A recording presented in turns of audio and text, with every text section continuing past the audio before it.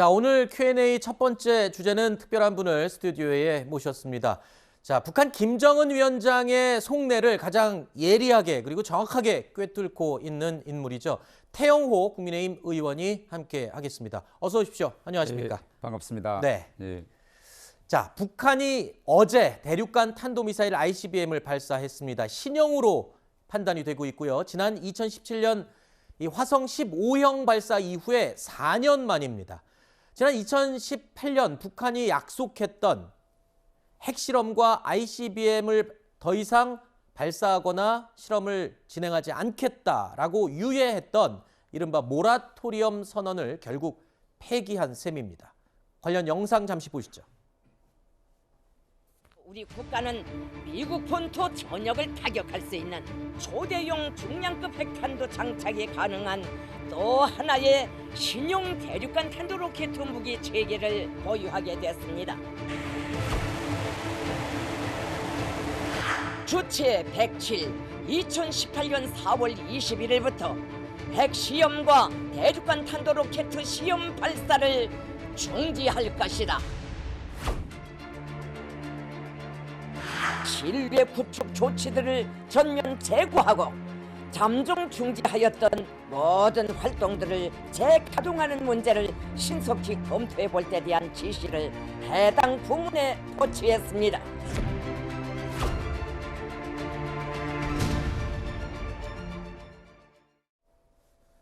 자, 보시는 것처럼 북한은 올해 새해 벽두부터 시작해서 10여 차례 넘는 미사일 발사 도발을 계속 해왔습니다. 그 강도도 높여왔었는데요.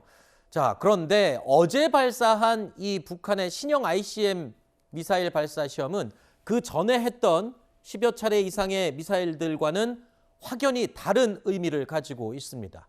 자, 여러 차례 있었던 미사일 실험, 그리고 또 오는 4월 태양절 김일성 생일이죠. 태양절을 전후해서 큰 도발이 있을 것으로 예상은 돼 왔습니다. 하지만 예측보다 빠르게 이 ICBM 신형 대륙간 탄도미사일 발사 시험을 할 것은 예측하지 못했습니다. 자, 어제 발사한 이 ICBM 일단은 북한이 4년 전에 약속했던 모라토리엄, 그러니까 핵실험 더 안 하겠다. 그리고 대륙간 탄도미사일 발사 안 하겠다. 이 약속 이제 완전히 다시 깬 셈이군요. 원점으로 돌아갔습니다. 예, 당연히 깬 거고 이번에 특징은 김정은이가 직접 이 선결 모라토리엄을 이제 처리한다는 결국은 ICBM을 발사해라라는 친필 명령서에 본인이 직접 서명했고 네. 발사 시에는 현장까지 직접 나가서 발사를 지휘하고 구체적으로 이제 지시사항들을 하달했습니다. 이것은 본인이 모라토리엄을 약속하고 또 본인이 그런 걸 깼다고 이제 보는데요.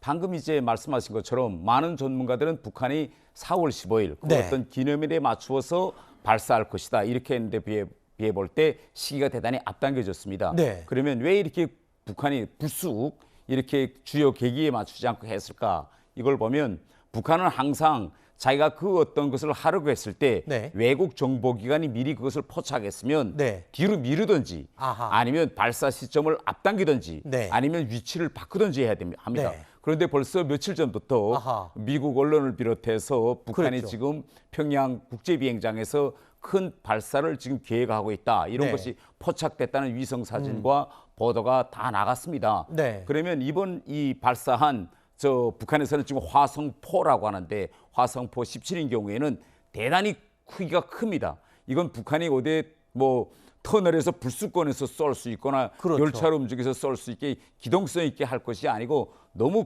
덩치가 크기 때문에 위성에 즉각 포착됩니다. 네. 그래서 김정은으로서는 일단 준비는 하고 있었건데 네. 이미 외국 정보기관이 위성을 통해 보고했으니 기습 발사해서 그 성공 여부를 보여주는 것이 낫다. 이렇게 돼서 계획했던 것보다 발사 시기를 상당히 앞당긴 것으로 보아집니다. 네.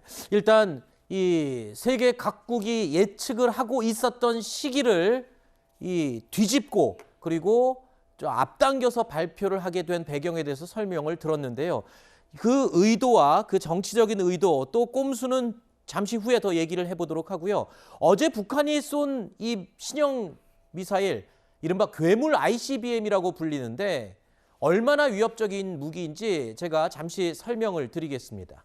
자, 북한은 지난 2017년 11월 화성 15형을 고각 발사해서 고도 4,500km까지 올려 쏘았습니다.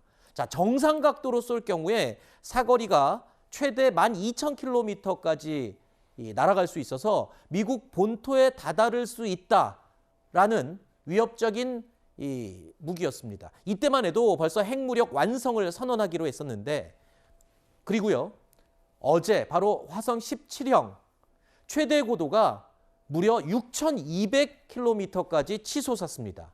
자, 비행거리는 1,080km인데요. 이 비행거리는 큰 의미가 없습니다. 얼마나 위로 쏘아 올렸냐가 위협적인데요. 화성 15형보다 더 높게, 더 멀리 동해상으로 날아갔습니다. 자, 이번에 쏘아 올린 화성 17형이 정상 각도로 만약에 날아갈 경우에는요, 사거리가 최대, 아니죠, 15,000km 이상으로 날아갈 수 있다는 겁니다. 이렇게 되면 보시는 것처럼 미국 본토 전역이 북한의 이 화성 17형 사정거리 안에 들어가게 되는 겁니다. 미국을 직접적으로 위협할 수 있게 된 거죠. 자, 화성 17형이 위협적인 또 하나의 특징이 있습니다. 이른바 다탄두 미사일로 추정이 된다는 건데요. 다탄두 미사일은 지금 화면으로 보시는 것처럼 탄두가 대기권에 진입한 뒤에 여러 개의 탄두로 분리되어 흩어지면서 떨어진다는 점입니다. 이 탄두들 가운데는요, 진짜 핵탄두도 있지만 이와 함께 덤이라고 불리는 가짜 핵탄두가 섞여 있어서 요격 자체를 곤란하게 만든다는 겁니다. 미국의 미사일 방어 시스템 MD 같은 체계로도 방어가 사실상 힘들다는 분석이 나오고 있습니다. 자, 워싱턴과 뉴욕을 포함해서 미국 전역이 이렇게 사정권에 포함될 뿐만 아니라 일각에서는 아프리카와 이 호주, 남미 일부까지도 도달할 수 있다는 관측이 나오고 있는데, 정상각도 발사 시에는 탄도가 목표 지점까지 도달하는 기술, 자, 핵탄두 여러 개를 뿌리는 기술, 자, 이런 기술이면 지금 사실상 핵 기술을 완성했다라고 보는 분들도 있어요. 맞습니까? 그 일반적으로 대륙간 탄도미사일 ICBM라고 할 때는 군사 전문가들은 네 가지 요소를 이제 바라보고 있습니다. 거리입니다. 과연 어느 정도까지 날아갈 수 있느냐. 그런데 네. 이번에 방금 말씀하신 것처럼 지난번 2017년 11월 때의 ICBM보다 이번 화성포 17은 그 사정거리가 15,000을 넘었습니다. 이것은 미국 전역이 네. 방어 사정권에 들어갔다는 것은 증명됐습니다. 네. 두 번째로서는 재진입 문제입니다. 과연 대기권으로 다시 들어올 그렇죠. 때 탄도가 타버리느냐 아니면 성공하느냐인데, 이번에 이것은 일본 정부가 먼저, 북한이 발표하기 전에 먼저 일본 EEZ 영해에 추락됐다라고 탄착 지점도 그랬죠. 비슷히 밝기 때문에 재진입도 이제는 뭐 성공한 것으로 보입니다.